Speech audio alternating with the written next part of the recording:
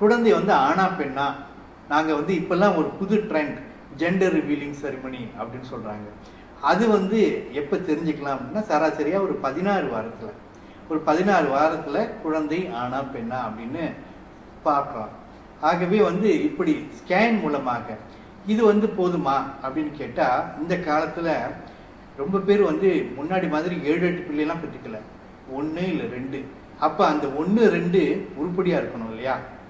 என்னுடைய குழந்தை நார்மலாக இருக்கா டாக்டர் அப்படின்னு கேட்டால், ஸ்கேன் மூலமாக நான் சொல்கிறது ஸ்ட்ரக்சரல் அனாமலிஸ். அதாவது குழந்தைக்கு வந்து 6 விரல் இருக்கா, குழந்தையோட ஹார்ட்டில் வந்து ஏதாவது ஓட்டை இருக்கா, இல்லை குழந்தையோட அந்த லிப்ஸில் வந்து எதுவும் பாலம் விழுந்திருக்கா, இதெல்லாம் வந்து ஸ்கேனில் சொல்லலாம்.